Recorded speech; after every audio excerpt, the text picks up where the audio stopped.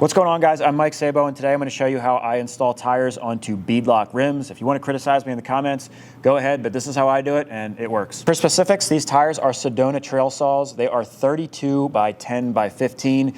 The rims are made by Beadlock. These are the BT05, and it is a single beadlock. So there's only a beadlock on one side. You may come across rims that have a beadlock on both sides. So depending on what rim and tire you use, it's going to be a little bit different, but for the most part, for any side-by-side or truck, it's going to be the same process, and even for utility ATVs and maybe even sport ATVs. But I have found over the years that the smaller the tire, the more difficult it is. So let's get into it. All right, first thing we're going to do is oil up our barrel. That's the portion of the rim. It helps the tire get over it. It'll pop on the bead a little bit easier. So I'm just kind of not wiping it off with the rag, but just kind of get it all over that bead. And we'll lay this down, and you can use soap. I know a lot of people use soap. I'm a big fan of WD-40. Now I know there's going to be someone in the comments that just has to let me know how stupid I am for using WD-40 to mount tires. Well, I've been using this stuff for years to mount tires, and I've never had a problem. And in fact, I learned this technique from an old timer that's been mounting tires his entire life and never had an issue. But if you're one of those extra stubborn bastards that just doesn't want to see the light, you can go ahead and use soap and water instead. I'm going to take this WD-40 and just coat the inside of the tire, right where it's going to sit on the rim. And I'm going to take that same rag and just get it all over the inner bead of this tire. And then we'll flip it over so that the oiled side is facing the rim. And double check if you have directional tires. You want to make sure it's going in the right direction. Now, depending on the tire and the temperature too, because when it's hot out, the tire gets softer. You can usually just muscle these on. This one, though, we'll probably have to use the tire spoon. So we're going to use this curved tire spoon right here and get in there to the opposite side and see if we can't just pull this over.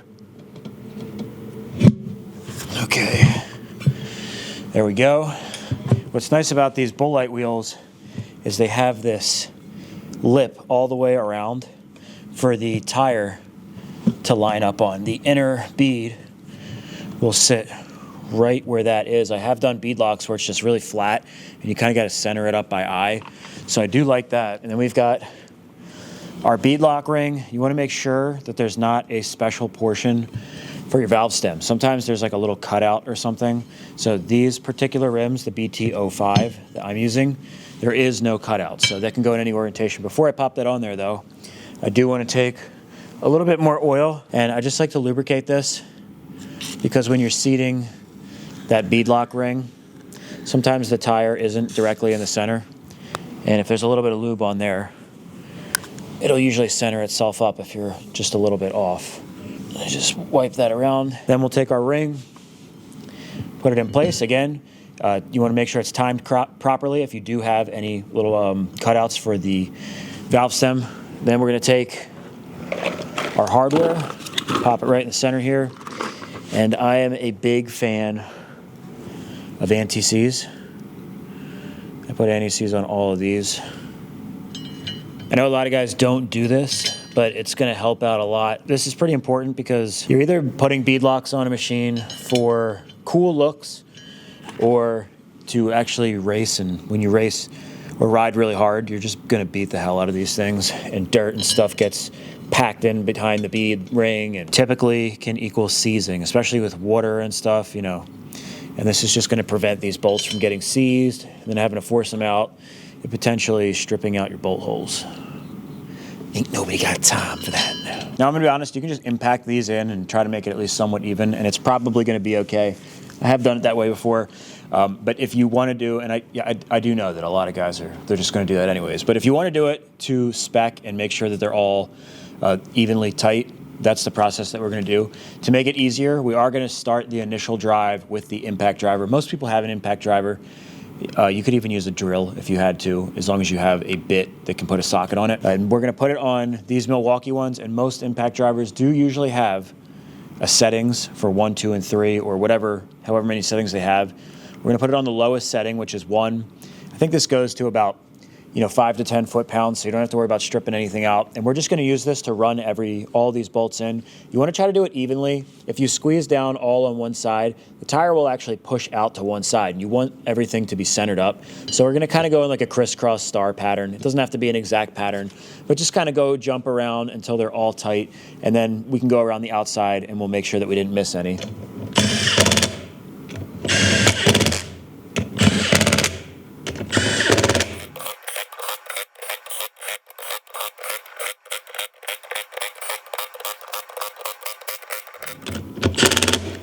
All right, now I'm gonna bump it up to setting 2. I'm not gonna hammer this hard. I'm just gonna give it like 2 quick pumps, 2 ugga-duggas, if you will, just to bring it up a little bit. If you actually hammer it on the number 2 setting on these Milwaukees, it will over torque them.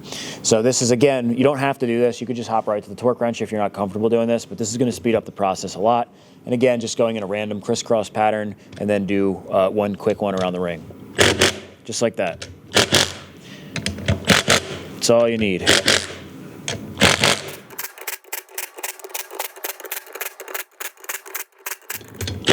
All right, there we go. Now we can pop this off and we'll throw it on the torque wrench. If you're sitting in a chair like this, it can be a lot easier if you put some extensions on there. Trust me, if you don't believe me, just try it with no extensions and you'll see why. So I'm gonna go to 14 foot-pounds. If your beadlock is a different size or uses different hardware or whatever, you might wanna consult the service manual or the manual that came with your rims. They usually tell you a torque sequence that they want. For these Bullite rims, these are 15 inches. I'm gonna go to 14 foot-pounds. Same as with the impact, we're gonna crisscross a little bit and then we'll just go around the outside and we'll be done. Other thing to note is that you do wanna grip out at the handle of your torque wrench. If you grip it in here, it actually changes the torque value. So just make sure you're gripping at the handle. You can see we were really close on the torque. I've got a good touch, a good feel for it now because this is the 5th wheel actually that I'm doing. So it saves a lot of time using that impact.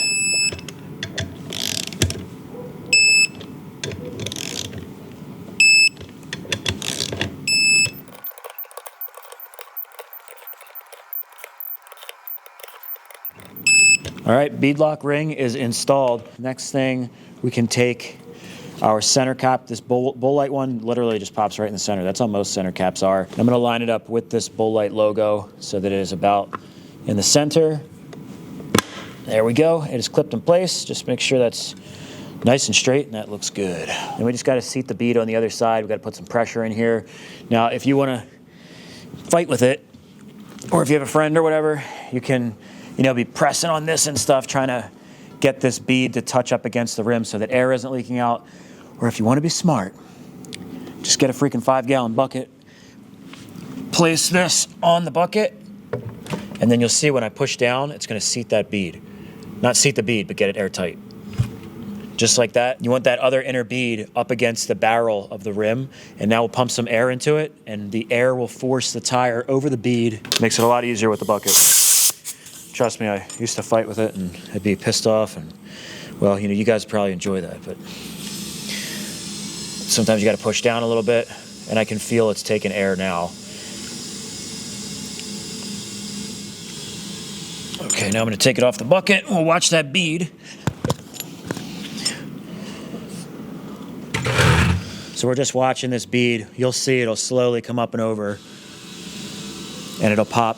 Usually makes a pop sound once it seats on the bead. You can go pretty heavy with this, like 50 plus pounds really I've gone to, but you shouldn't have to go more than like 20, 25 pounds. The oil does help a lot.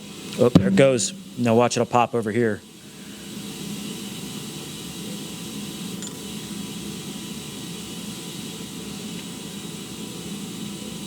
There we go. And then we'll just deflate this to the, I'm gonna go to 9 foot-pounds. That's what I'm running in all 4 corners on this one. And then one last thing I like to do whenever I put new tires and rims on is either put like this Tusk gloss coat or an SC1 detailer just all over the face of the rim, because that's gonna keep it from getting dirty. And even though it does get dirty, it'll be easier to clean off with that. It just kind of helps preserve the finish. And then I do the tire face also, almost like a tire shine. Just keeps things, it's not gonna be like, you can't get it dirty now, but it's gonna help keep it nice.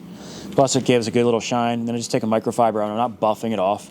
You wanna leave it on there thick enough that it's protecting it and leaving a gloss shine, but thin enough that it's not like running all over the place and looks like crap. And there you have it, guys. Brand new freaking rims and tires. Hell yeah. So that's how you do it, guys. If this video helped you out at all, please give it a thumbs up. That helps me out tremendously. This tire is going to be going onto this 2017 Maverick X3. If you guys do want to see videos on this particular series and all the work that we're doing to it, make sure you check that out. And I'll see you in the next video. Peace out.